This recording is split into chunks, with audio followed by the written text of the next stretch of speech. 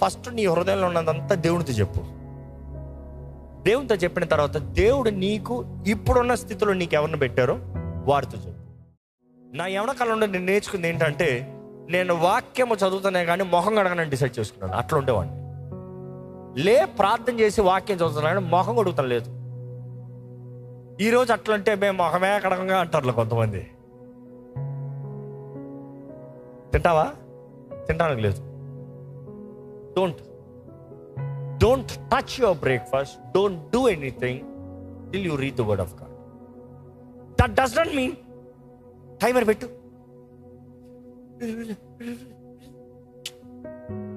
నేను 10 నిమిషాలన్నా 10 అధ్యాయాలు అని చెప్పలే. సంతోషపడండి. ఎందుకంటే కొన్నిసార్లు నా అనుభూతితో చెప్తాను. 4 వచనాలు 10 నిమిషాలు చదువుతా. ఆ 4 వచనాలే. ఆ 4 వచనాలు 10 నిమిషాలు చాలు మొత్తం పరిశుద్ధాత్ముడు మాట్లాడటానికి. ఆ 4 వచనాలు రేమా చాలు. దేవుడు మాట్లాడుతూ ఉంటాడు. చదువుతూ ఉంటే చదువుకుని వెళ్ళిపోతాం కదా.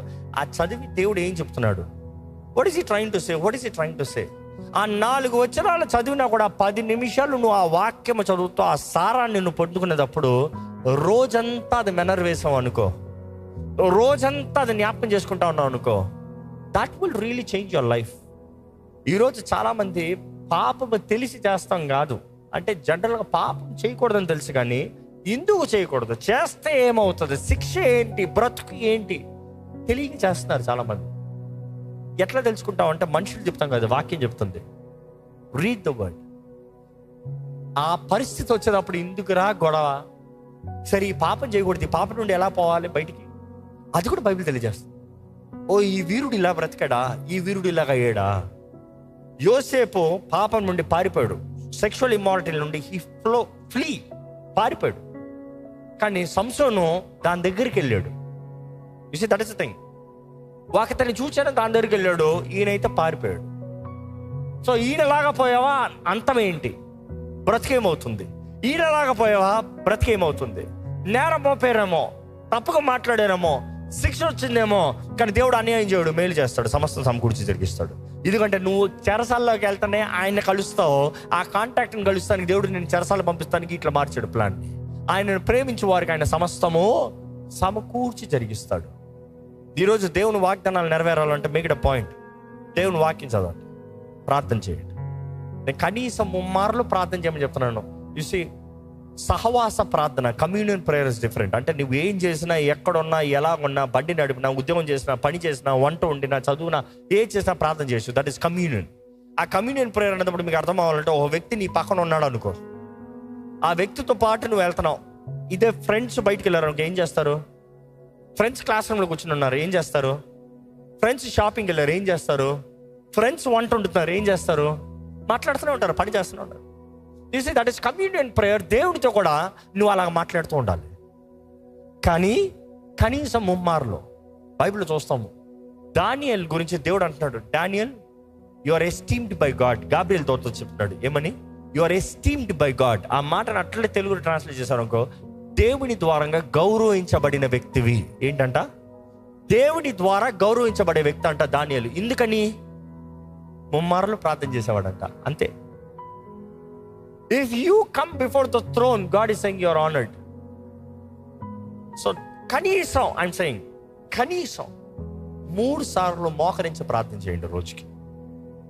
10 minutes word, 3 times kneel down and pray. See what God is going to do in your life and see how God is going to prepare. అందుకని చాలా మంది దేవుడు ఏదో చేస్తాడని నేను చేస్తాను. నో. This is you. నీవు దేవుని చేయవలసింది. నువ్వు దేవుని ప్రేమిస్తున్నావు కాబట్టి ఆయన దగ్గరికి వస్తావు.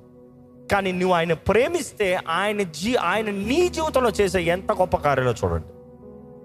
నాకు మోకరించలేను రా బాబు, నా కాలు పోయింది, నాకు ఆర్థరైటిస్, లేకపోతే నాకు ఇది, నాకు అది, ఎనీథింగ్ కెన్ బి డన్ అవసరమైతే. So stop giving laying excuses. If you really cannot Neel down, stand and pray. పడుకుని కాదు, కూర్చుని కాదు. నేను మోకరించాలని నేను నిలబడలేనంటావా, అప్పుడు కూర్చొని ప్రార్థించు. నేను కూర్చుంటా కూడా నాకు లేదు, నా స్పైన్ కూడా ఉండదంటావా, పడుకుని ప్రార్థించు. బికాజ్ వాట్ ఐఎమ్ సేయింగ్, నీ వలన ఏ రీతిగా నీ గౌరవాన్ని దేవునికి చూపించగలుగుతావో ఆ రీతిగా నీ గౌరవాన్ని దేవునికి చూపియండి. Make it a practice. Be honoured by God. ఆయన చిత్తము, ఆయన కార్యం మీ జీవితంలో జరగనే. ఈ మాట మీరు చివరిలో చెప్పిన ఈ మాటలు మీరు చాలాసార్లు విన్నారు, కానీ కనీసం ఈ రోజు స్టార్ట్ ఫ్రెష్. ఇన్నిసార్లు విన్నారు, ప్రయత్నం చేస్తే ఆపేశారేమో. Because you never felt God real. You never felt God real. నేను ఎప్పుడు అందుకని అంటానండి, ఉదయకాలమే దేవునితో నా సమయం ఎక్కువ గడుపుతాం. రోజు మొత్తంలో నా సమయాన్ని ఎక్కువ దేవునితో గడపడం. నిజంగా దేవునితో అంటే వ్యక్తిగతంగా ఇంకెవరితో మాట్లాడడం, ఎవరితో ఉండదు. Read the Bible, pray, keep talking, keep praying, keep talking, keep praying, many hours. కానీ రోజు మొత్తంలో ఈ మనిషి, ఆ మనిషి, ఆయన ముందు ఉంటాడు, ఈయన ముందు ఉంటాడు, అక్కడికి వెళ్ళాలి, ఇక్కడికి వెళ్ళాలి, ఆ ఫోన్, ఇది, అది, ఇది. బట్ దాన్ని దేవునితో కనెక్ట్లో ఉంటావు. బట్ వాట్ ఐఎమ్ సేయింగ్, ఆ ప్రత్యేకమైన private time, you see, that is where you really get to know God. ఎందుకంటే ఫ్రెండ్స్ అనేటప్పుడు కూడా, ఫ్రెండ్స్ అన్న మాట మీకు యవనస్తులు కాబట్టి అలా చెప్తున్నాను మీకు అర్థమయ్యేలాగా. ఇది ఇంకా బెస్ట్ మీనింగ్ చెప్పాలంటే, బెస్ట్ రిలేషన్షిప్ చెప్పాలంటే దేవుడు చేసిన రిలేషన్షిప్ భార్యాభర్త. భార్యాభర్తలు ఎప్పుడు 10 మంది ముందు మాత్రం మాట్లాడుకుంటున్నారు అనుకో, that is fake. They need to have their private space. In the bedroom they need to talk. Bedroom తలుపు వేసిన తర్వాత వారిద్దరు మాట్లాడుతున్నారా, లేకపోతే ఎవరి ద్వారా వాళ్ళు ఫోన్ పట్టుకుని పడుకుంటున్నారా, అక్కడ ఉంది. You see the real intimacy, it is not body touch, it is communicating the minds, sharing the heart, sharing the emotion. ఎందుకంటే ఈరోజు చాలా మంది భార్య భర్తలు అంటే కేవలం శరీర క్రియల్ని, అవసరతలను తీర్చుకుంటారని మాత్రమే అనుకుంటున్నారు. లేదు లేదు, సైకలాజికల్ ఇంబ్యాలెన్స్లు ఉన్నాయి. కనెక్ట్. భర్త వినగలుగుతున్నాడా భార్య పోరే వినాలి. అండ్ ద సేమ్ థింగ్, భార్య భర్తను వినగలుగుతుందా? Can she understand him? ఎందుకంటే నిజంగా ఒక వ్యక్తి, భార్య అని కాదు, భర్త అని కాదు, ఒక మనిషి తన హృదయంలో అన్నంతా ఒక వ్యక్తితో మాట్లాడిన తర్వాత రెండో వ్యక్తితో ఎక్కువ మాట్లాడట. అవునా కాదా? అందుకని ఎప్పుడు అంటాం, ఫస్ట్ నీ హృదయంలో ఉన్నదంతా దేవునితో చెప్పు. దేవునితో చెప్పిన తర్వాత దేవుడు నీకు ఇప్పుడున్న స్థితిలో నీకు ఎవరిని పెట్టారో వారితో చెప్పు. ఊరంతటితో చెప్పద్దు, ఊరంతటితో చెప్పద్దు. వివాహం కాలేదా, తల్లిదండ్రులు, సిబ్లింగ్స్, సహోదర సహోదరి, లేదా only God. Shut your mouth, no friends పక్కన. ఎందుకంటే వారే నీ కాలి కింద గోతుంది, వారు జాగ్రత్త. నా కాలేజ్ ఫ్రెండ్ అంటావా, నీ కాలేజీలో ఉన్నంత వరకే ఫ్రెండ్. ఆ కాలేజీలో కూడా బయటికి వెళ్ళేటప్పటికి నీకు ఎన్ని పొలాలు పడతారో నీకేం తెలుసు, వెళ్ళిన తర్వాత తెలుస్తారు బయటికి. You see, you have to be very careful how you use your life. దేవుడు నీ జీవితంలో మేలు జరిగించాలని, గొప్ప కార్యాలు జరిగించాలని ఆశపడుతున్నాడు. కానీ ఆయన సాక్షిగా నువ్వు బ్రతుకుతే మాత్రమే ఆయన కార్యాలు జరిగిస్తాడు.